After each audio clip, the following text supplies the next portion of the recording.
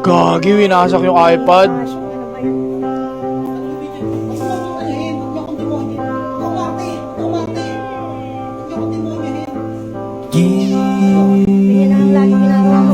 Pause muna natin. Sabi, this is the main reason why I hate my stepfather. To the point na napagbubuhatan na niya ako ng kamay. And lagi kong tinatago yun sa relatives ko kasi ayaw ko na maging magulo ang pamilya ko.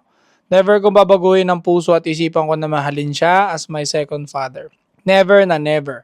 Kung kakalimutan ng mga pananakit na ginawa mo sa akin, tandaan mo yan. Lagi kong nakikita yung mama ko na umiiyak dahil di na niya kaya i-handle yung mga bayarin tapos ikaw tong inom ng inom. Grabe, inom pa ng inom. Tandaan mo, di mo matutumbasan yung pagmamahal na binibigay ng tatay ko. You will never replace him. My father will always be my father. Tuloy natin. Kung pahintulutan mo ako, Sirain mo na lahat.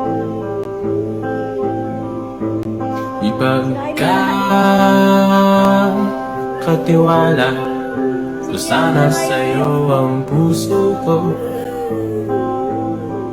Sirain mo na lahat. Pati yung mga siya, sirain mo na din.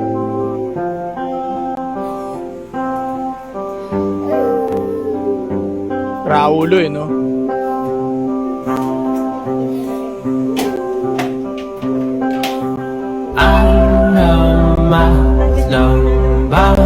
Kasinggero na, nagbabasag pa ng gamit. Alam nyo guys, pag magkaaway kayo, ito talaga yung pinakapangit na gagawin ninyo, yung magbabasag kayo ng gamit.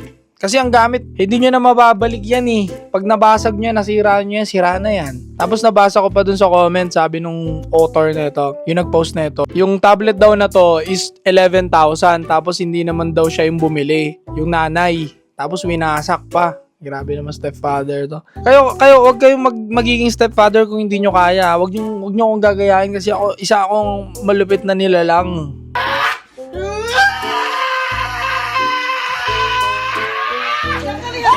Class S na halimaw ako na kaya kong maging ganun. Kaya kong maging stepfather. Wag nyo akong gagayahin. Napanood nyo lang si Soy, gagayahin nyo na magiging stepfather na. Hindi nyo kaya, hindi nyo kakayanin. Dagdagan nyo pa yung yayayain ninyo kasi hindi nyo kakayanin mag-isa. Kung dalawa man kayo, baka puro sigaw lang yung gagawin ninyo. So, Magsama pa kayo ng tropa. Okay? Sabi nga ni Ed Galuwag. Ba't mo sinira nyo yung tablet to? Paano yan? So, wala na, sira na. Sa kapag kayo kayo naman mga babae, makinig kayo. Kapag ang lalaki, nakikitaan ninyo ng senyalis na manginginom, araw-araw nagiinom yan, huwag nyo aasawahin yan. Wala pa ako nakita na lasinggero na successful sa buhay. Sa buong buhay ko, ayaw ko sa buhay ninyo kung meron kayo nakita, pero sa buong buhay ko tumador ng pundador, tumador ng ano pa ba mga alak dyan, mga matador, yung mga ganyan, tapos tumador every night, Red Doors, 2 bote every night. Wala pa ako nakitang successful na ganun. Madalas puro mga lugmok yung buhay. Kung hindi lugmok, tama lang, straight lang yung buhay nila. Hindi umaangat, isang malaking sakit lang, boom, binalalagapak pababa yung buhay nila. Ganun yung buhay ng mga lasinggero. Kaya huwag kayong mag-aasawa ng lasinggero. Kesyo stepfather pa yan, kesyo mabait pa yan. Basta pagmasdan ninyo kung may drinking habits, wag yan. Sobrang red flag yan. Ano yan, aasawa ka ng lasinggero, tas aasa ka, mag-hope ka na magbabago siya one day. Wag ganun, wag ninyo isugal yung pamilya ninyo. Kawawa kasi yung mga anak ninyo, di ba? Syempre, makikisama pa yan sa inyo, tas lasinggero pa. Pangit talaga ang mga lalaki lasinggero talaga. Kasi yung mga kaya lasinggero yung mga yan, walang pangarap na malaki yan. That's what I'm talking about! That's why he's the MVP!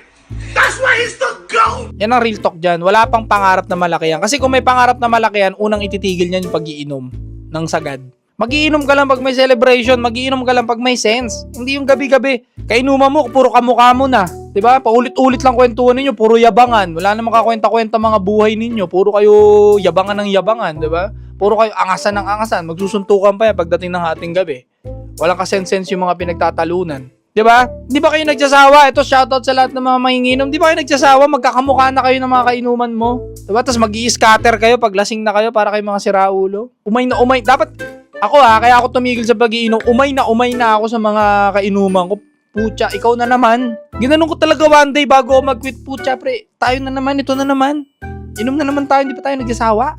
Paulit-ulit na lang O sige, shot mo na. Tapos later on, na-realize ko talaga nung dumating na yung pangarap sa buhay ko, no? Kapag hindi ko tinigil tong pag-iinom na to, madedelay ako ng sobra sa inaabot ko. Madedelay talaga ako. So, kinat ko talaga yung pag-iinom. Umiinom na lang ako 1 beses sa isang buwan, 2 beses sa isang buwan. Minsan niya sa isang buwan, wala pa eh. Oh, sobrang dalang na. Sa mga nanay dyan, kung pipili kayo ng stepfather, huwag yung manginginom, huwag yung walang pangarap. Kahit papaano naman matino, okay? Kahit hindi na mayaman, sige, huwag ka nang masyadong ambisyosa. Kahit hindi na sobrang mayaman, basta at least mahal kayo, buong pamilya nyo, tanggap ka, 'di ba? Okay na 'yun, 'di ba?